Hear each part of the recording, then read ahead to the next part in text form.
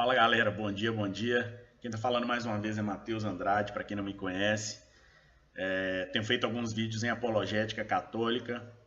A intenção, sempre falo aqui, não é brigar, sempre a gente proteger e defender a igreja.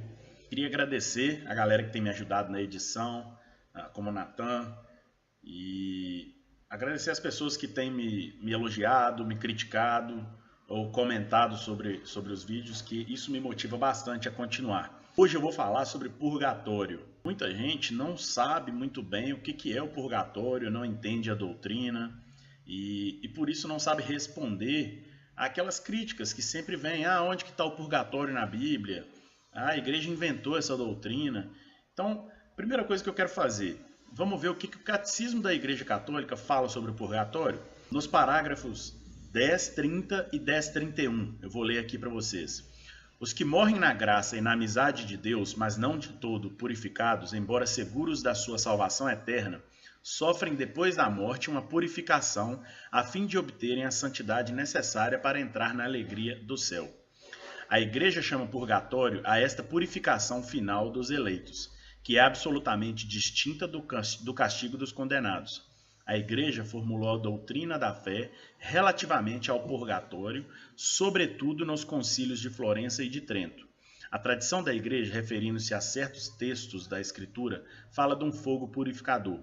Pelo que diz respeito a certas faltas leves, deve crer-se que existe antes do julgamento um fogo purificador, conforme afirma aquele que é a verdade, quando diz que, se alguém proferir uma blasfêmia contra o Espírito Santo, isso não lhe será perdoado nem neste século, nem no século futuro.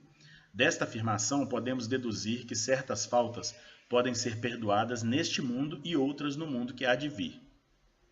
Isso é o que o Catecismo da Igreja fala. Purgatório é simplesmente uma purificação. É um lugar ou estado em que vamos ser purificados de algumas faltas. A gente vai ser capaz de entender mais isso a partir do momento que a gente estabelecer alguns princípios que eu vou falar aqui agora. Esses princípios eu vou basear na Bíblia, em passagens bíblicas, para a gente ver que sim, o purgatório ele é bíblico. Mas vamos lá, o princípio número 1.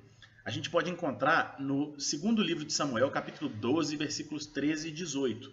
Eu não vou ler a passagem porque ela é bem extensa, mas nessa passagem a gente estabelece o princípio de que existe sim a punição mesmo depois de ter recebido o perdão. A punição para o pecado, ela existe mesmo depois de receber o perdão. Segundo princípio, a gente vê em Apocalipse, capítulo 21, versículo 27, que é que nada profano, nada com a mancha do pecado vai entrar no paraíso. Não é permitido o pecado ou qualquer manchinha de pecado entrar no céu. Em Hebreus, capítulo 12, versículos 22 e 23, a gente vê que existe sim um processo de purificação das almas. As almas dos justos, elas vão chegar à perfeição. A gente vê isso em Hebreus capítulo 12, versículos 22 e 23. Em 1 Coríntios capítulo 3, versículos 13 ao 15, fala de um fogo, que aquele que morre vai passar por esse fogo para a purificação da sua alma. Então, onde é esse lugar? Onde é esse fogo que essa pessoa vai passar? Por quê? Porque se é no inferno, não pode ser, porque se você já está no inferno, você não vai sair de lá. E também não é no paraíso, porque no paraíso não pode entrar nada danificado, nada manchado. Então tem que ter um processo para purificação. E esse é o princípio número 3. O quarto princípio é que existe um lugar ou estado que não é nem o inferno nem o paraíso. A gente vê lá em Mateus 12, 32.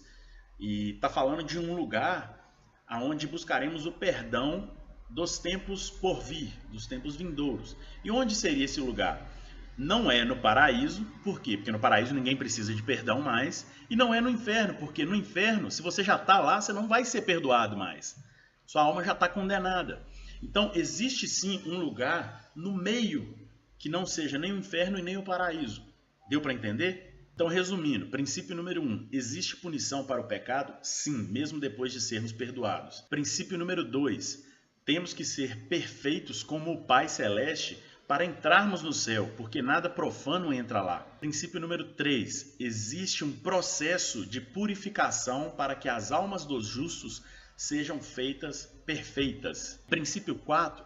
Existe um lugar, ou processo, ou estado, que seremos purificados através do fogo para buscar o perdão.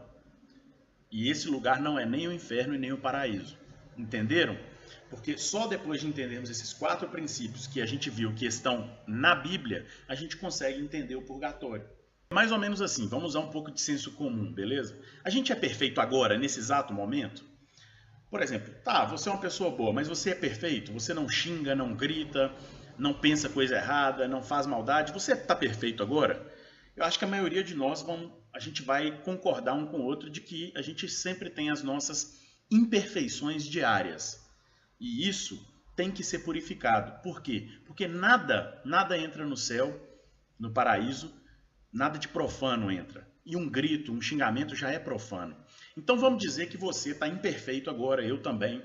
E Deus me livre e guarde, mas vamos dizer que acontece alguma coisa e a gente morre agora. Você tem as impurezas diárias. Essas impurezas, elas precisam ser purificadas através do fogo. Elas precisam ser arrancadas do seu ser para você entrar no paraíso, porque nada de profano entra lá. Então, esse processo e esse lugar onde essas impurezas são arrancadas, vocês podem chamar do que vocês quiserem, mas a Igreja Católica e nós católicos chamamos de purgatório. Amém? Fiquem com Deus, um abração, curtam, compartilhem, vamos defender a nossa igreja sempre, beleza? Um abração, valeu!